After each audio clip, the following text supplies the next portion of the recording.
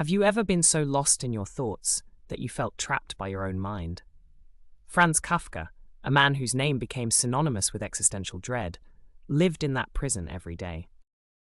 His unparalleled self-awareness was both his greatest gift and his deepest curse. And today, his life offers us a stark warning. Is there such a thing as too much self-awareness? Kafka's diaries are a map of a mind unwilling to rest. In them, he dissected every emotion, every failure, and every fleeting moment of joy.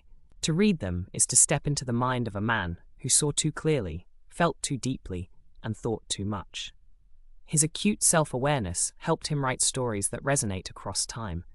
Stories about the struggles of identity, the absurdity of bureaucracy, and the crushing weight of existence.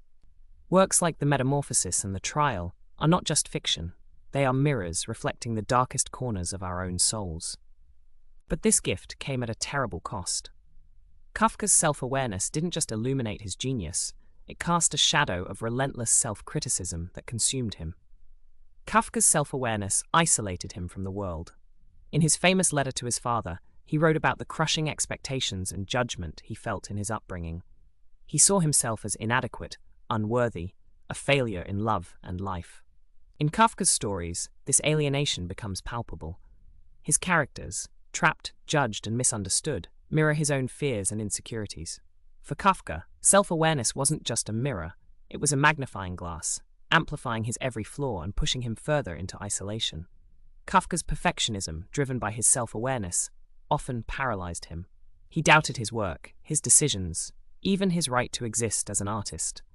He once confessed to his friend Max Brod that he saw his writing as inadequate, asking him to burn all his manuscripts after his death. Fortunately, Brod ignored this request, preserving Kafka's legacy.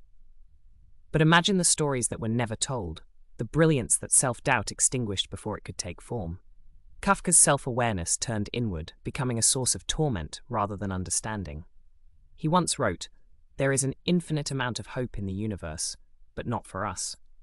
Was this insight, or despair, or was it both? When self-awareness turns into self-obsession, it becomes its own kind of cage, one where every thought, every choice, every action is weighed down by endless scrutiny. Kafka lived in that cage. Are you building one for yourself? Kafka's life reminds us that self-awareness, while powerful, must be tempered with self-compassion.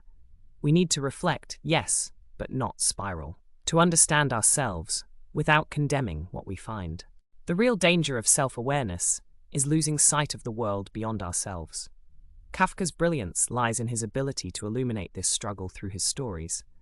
But we must remember, the mirror isn't everything. Sometimes we need to look out the window. Franz Kafka's life and work offer us a haunting question.